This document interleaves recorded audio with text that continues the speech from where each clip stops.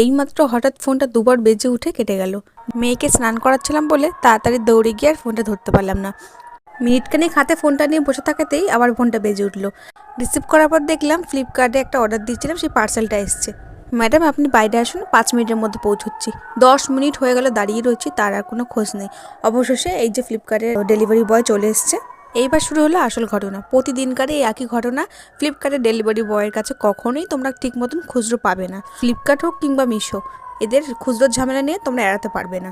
সেটা 3 টাকার থেকে শুরু করে 10 টাকার পর্যন্ত খুচরো দিতে পারে না এরা। তবে হ্যাঁ, এই ডেলিভারি বয়দের যথেষ্ট রেসপেক্ট করি, কারণ তারা টাইম মতন আমাদের হাতে সমস্ত জিনিস বাড়িতেই পৌঁছে দিয়ে যায়।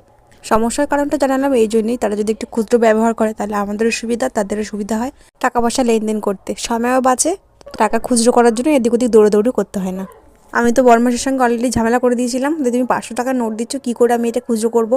ওনারা কিছুতেই রাজি হচ্ছে না। তারপরে শাশুড়ি মাকে পাঠালাম দোকান থেকে টাকা খুচরো করতে, তাও হয়নি। তারপরে ফোন পেতে 30 টাকা দিয়ে বাদবাকি টাকাটা আমি হাতে হাতে ক্যাশ দিয়ে দিলাম। এতক্ষণ মাথাটা খুব গরম ছিল, এবার হচ্ছে ঠান্ডা। হাতে পেয়ে গেছি আমার অর্ডারের এই পার্সেল। অর্ডার করেছিলাম মেয়েরই কিছু জিনিস, সেগুলোই এসছে। তো এখানে কিছু একটা ফিডার বোতল রয়েছে, তারপরে এই জুস টুস করে খেতে পারবে সেই সমস্ত জিনিস, তারপরে দাঁত ওঠে, তো এখন দাঁত চিটকিট করে সেরকম টাইপের জিনিস অনেক কিছু দিয়েছি, তোমাদের পরে দেখাবো।